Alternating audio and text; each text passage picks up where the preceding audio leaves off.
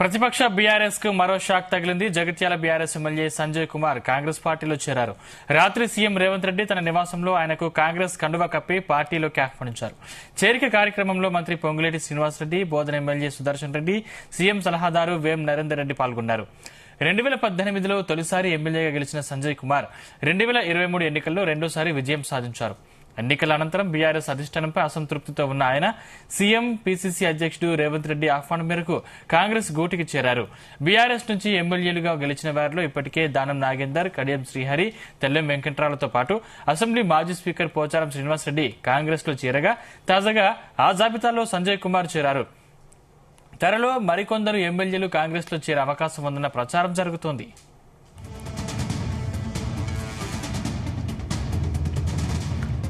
ఇదే అంశానికి సంబంధించిన మరిన్ని పూర్తి డీటెయిల్స్ మా ప్రతినిధి గోపి అందిస్తారు. గోపి, తెలంగాణ రాజకీయాలు శరవేగంగా సమీకరణాలు మారుతున్నాయి. అంచనాలు తలకిందులు చేసి ఊహించిన పరిణామాలు కూడా చోటు చేసుకుంటున్న పరిస్థితి మనకు కనిపిస్తుంది. ఇటీవల ఇటు పోచారం శ్రీనివాస్ రెడ్డి 2 రోజుల క్రితం జైన్ నేపథ్యంలో మరో ఎమ్మెల్యే కూడా బీఆర్ఎస్ ఎమ్మెల్యే కాంగ్రెస్ పోటీ చేయడంపై చర్చ కొనసాగుతుంది. అయితే బీఆర్ఎస్ కు గడ్డి షాకే తగినట్టు చెప్పొచ్చు. అయితే దాదాపు బీఆర్ఎస్ సంబంధించిన ఎమ్మెల్యేలు ఒక్కొక్కరుగా వెళ్తున్న నేపథ్యంలో మాత్రం కాంగ్రెస్ పార్టీలో చేరుతున్నారు. అయితే ఈ నేపథ్యంలో గతంలో దానం నాగేందర్తో పాటు ఇతర నేతలు కూడా చేరారు. అయితే మరికొందరిని కూడా చేరుతారని కూడా గేట్లు ఓపెన్ చేసేవారు రేవంత్ రెడ్డి స్పష్టం చేసిన నేపథ్యంలో 2 రోజుల వ్యవధిలోనే ఇద్దరు ఎమ్మెల్యేలు కూడా బీఆర్ఎస్ కు షాక్ ఇచ్చి కాంగ్రెస్ బూత్ లో చేరారు. అయితే దీంతో పూర్తి స్థాయిలో మాత్రం చర్చ కొనసాగుతుందని చెప్పచ్చు. మరి తర్వాత ఎవరు జాయిన్ అవుతారో అని కూడా వేచి చూడాల్సిన పరిస్థితి ఉంది.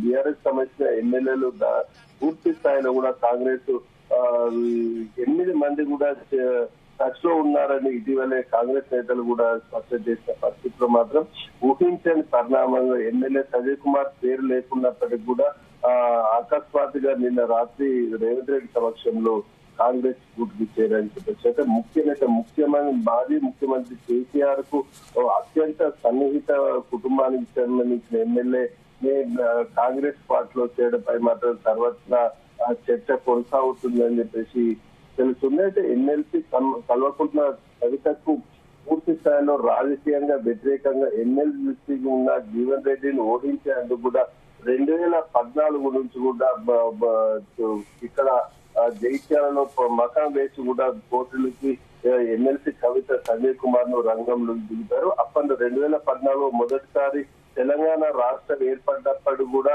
పూర్తి అన్ని చోట్ల బీఆర్ఎస్ పార్టీ గెలిచినప్పటికీ జగిత్యాలలో మాత్రం జీవన్ రెడ్డి గెలిచారు. అయితే అప్పటి నుంచి కూడా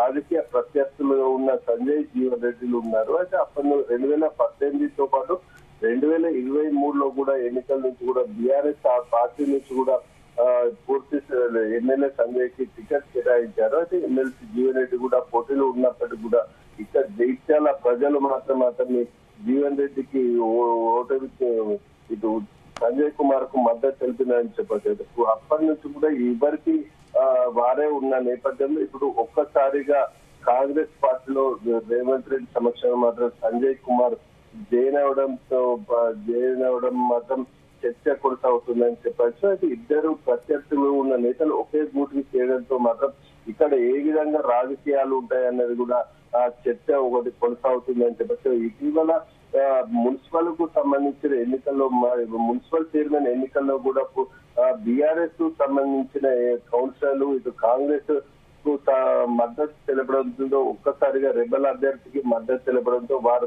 పూర్తి స్థాయిలో కాంగ్రెస్ పార్టీలో చేరారు. అయితే దాన్ని జీర్ణించుకోలేని ఇటు సంజయ్ కుమార్ మాత్రం జిల్లా కలెక్టర్, ఎన్నికల అధికారికి కూడా ఫిర్యాదు చేశారు. పార్టీ ఫిరాయింపులను ప్రోత్సహించారు.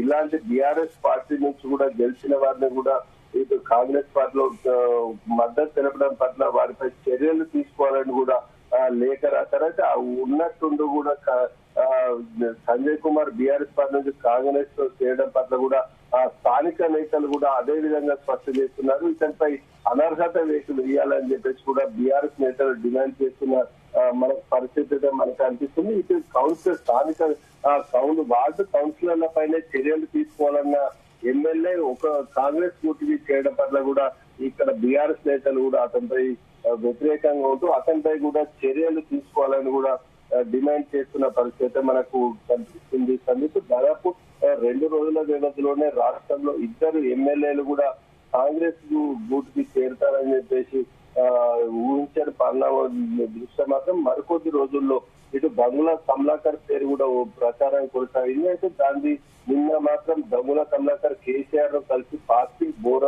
మారబోతుంది అని చెప్పేసి కూడా స్పష్టం చేస్తున్నట్టు కూడా మనకు తెలుస్తుంది. అయితే ఇటు కౌశిక్ రెడ్డితో పాటు కేటీఆర్, దాదాపు కొరుట్ల ఎమ్మెల్యే సంజయ్ కుమార్ గౌడ్ ఉమ్మడి కరీంనగర్ జిల్లా వ్యాప్తంగా ఇటు బీఆర్ఎస్ ఎమ్మెల్యేలుగా కొనసాగుతున్నారు. అయితే ఇటు 5 ఎమ్మెల్యేలు గెలిచిన ఉమ్మడి కరీంనగర్ జిల్లాలో మాత్రం పూర్తిగా ఈ రోజు దాదాపు ఎమ్మెల్యే సంజయ్ కుమార్ పార్టీ వేయడంతో మాత్రం సర్వత్రా చర్చ కొనసాగుతున్నట్టు తెలుస్తుంది.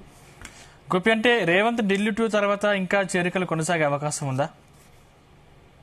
సందీప్, అయితే రాష్ట్రంలో మాత్రం ఆపరేషన్ ఆగస్ట్ పేరుతో మాత్రం ఇటు బీఆర్ఎస్ పార్టీలో పూర్తి స్థాయిలో క్లీన్ స్వీప్ చేసే దిశగా కూడా ఇటు ముఖ్యమంత్రి రేవంత్ రెడ్డి పావులు కదుపుతున్నట్టు కూడా స్పష్టమవుతుంది. ఈ నేపథ్యంలోనే మొత్తానికి ఇటు మంత్రివర్గ విస్తరణ కూడా మరికొన్ని చేస్తారన్న ప్రచారం కొనసాగిన రోజుల్లో మాత్రం ఇటు బీఆర్ఎస్ కు సంబంధించిన ఎవరైతే కీలక నేతలు ఉన్నారో, ఎమ్మెల్యే ఉన్నారో పూర్తి స్థాయిలో ఇటు బీఆర్ఎస్ బీజీ కాంగ్రెస్ పార్టీలో చేరే విధంగా కూడా ఇప్పటికే దాదాపు ఎమ్మెల్యేలతో కూడా రేవంత్ రెడ్డికి సంబంధించిన టీం కూడా పూర్తి స్థాయిలో మాట్లాడినట్టు కూడా తెలుస్తుంది. అయితే దాదాపు ఒక్కొక్కరుగా పార్టీని వీడనున్నట్టు కూడా ఇటు కాంగ్రెస్ నేతలు స్పష్టం చేస్తున్న పరిస్థితుల్లో మాత్రం ఇటు రేవంత్ రెడ్డి ఢిల్లీ పర్యటన ముగించిన వెంటనే మాత్రం పూర్తి స్థాయిలో మంత్రివర్గ విస్తరణ చేయకముందే ఇటు పార్టీ బీఆర్ఎస్ సంబంధించిన నేతలు కూడా కాంగ్రెస్ పార్టీలో చేరుతారని కూడా సమాచారం అందుతుంది. ఇక్కడ బీఆర్ఎస్ నుంచి వచ్చిన వారు కూడా మంచి పదవులు, కీలక పదవులు అప్పగించే యోచనలు కూడా రేవంత్ రెడ్డి ఉన్నారని కూడా ప్రచారం కొనసాగుతుంది. రేవంత్ రెడ్డి టీం మాత్రం పూర్తిగా అండర్ గ్రౌండ్ వర్క్ చేస్తూ కూడా ఇటు ఎమ్మెల్యేలతో చర్చిస్తున్నట్టు కూడా తెలుస్తుంది. అయితే జైత్యాల ఎమ్మెల్యే సంజయ్ కుమార్ సమితి కూడా 2 నెలల క్రితం మాత్రం అతని బావ అయిన ఇయ్యంపుడు రమేష్ రావు కాంగ్రెస్ పార్టీలో చేరిన అతను అప్పటి నుంచి కూడా సంజయ్ కుమార్ పార్టీలో చేరుతారని ప్రచారం జరిగినప్పటికీ కూడా అతను కొట్టుతారేశారు. పార్టీ మారబోనని, కేసీఆర్ వెంట ఉంటానని చెప్పిన నేతనే అకస్మాత్తుగా ఒక్కసారిగా జగిత్యాల జిల్లా కేంద్రంలో మాత్రం ఇటు జడ్పీకి సంబంధించిన ప్రారంభోత్సవాలు ఉన్నప్పటికీ కూడా వారి సమాజ పిలిచినప్పటికీ కూడా హాజరు కాక హైదరాబాద్ పయనమైనట్టు కూడా మనకు సమాచారం ఉంటుంది. దాదాపు అకస్మాత్తుగా ఇటు పొంగులేటి శ్రీనివాస్ రెడ్డి సమస్యలు పూర్తిలో రేవంత్ రెడ్డి పార్టీ కండువా పార్టీలోకి ఆహ్వానించినట్టు కూడా మనకు తెలుస్తుంది. దాదాపు ఇటు రాష్ట్ర వ్యాప్తంగా కూడా బీఆర్ఎస్ లో క్లీన్ స్వీప్ చేసే దిశగా మాత్రం కాంగ్రెస్ యోచిస్తున్నట్టు కూడా మనకు తెలుస్తుంది. గోపి, అంటే బీఆర్ఎస్ నేతలు పార్టీని వీడటంపై బీఆర్ఎస్ శ్రేణులు స్పందించాయా? ఇప్పటికైతే గతం నుంచి కూడా ఇటు ముఖ్యమంత్రి రేవంత్ రెడ్డి ఆపరేషన్ ఆగస్ట్ పేరుతో మాత్రం గేట్ ఓపెన్, ఎవరికైనా స్వాగతం అంటూ కూడా చెప్పిన పరిస్థితుల్లో మాత్రం ఒక్కొక్కరు కింది స్థాయి నేతలు ముందు వెళ్ళినప్పటికీ కూడా ఈ కీలక నేతలు మాత్రం ఎమ్మెల్యేలకు స్థాయి నేతలు మాత్రం ఒక్కొక్కరుగా పార్టీని ఇస్తున్నారు. అయితే దీన్ని బీఆర్ఎస్ శ్రేణులు మాత్రం పూర్తి స్థాయిలో రాజకీయంగా ఎదుగుదల కోసం ఇటు పార్టీని గత 10 ఏళ్ల కాలంలో మాత్రం నమ్మి మీపై ఉంచిన నేపథ్యంలో మాత్రం పార్టీ వేయడం మాత్రం బీఆర్ఎస్ శ్రేణులు వ్యతిరేకిస్తున్నారు. అలాంటి వారిపై మాత్రం ఈ చర్యలు తీసుకోవాలి అని చెప్పేసి కూడా డిమాండ్ చేస్తున్న పరిస్థితి మనకు కనిపిస్తుంది. దాదాపు ఇటు రాజకీయంగా 10 ఏళ్ల కాలం పాటు వారికి అండగా ఉన్న పార్టీని వీడకుండా ఇటు ఆపదలో ఆదుకో ఉండాలి కానీ పార్టీలు వీడి తమ అవసరాలకు పార్టీ వీడుతున్నారని కూడా ఆరోపిస్తున్న నేపథ్యంలో మాత్రం పార్టీలు వీరే వారికి మాత్రం పూర్తి స్థాయిలో తమ పార్టీకి మళ్ళీ వైభవం వచ్చే నాటికి మాత్రం ఎవరిని కూడా పార్టీలోకి తీసుకునేది లేదని కూడా ఇటు బీఆర్ఎస్ శ్రేణులు స్పష్టం చేస్తున్న పరిస్థితి మనకు కనిపిస్తుంది. Right, thank you Gopi.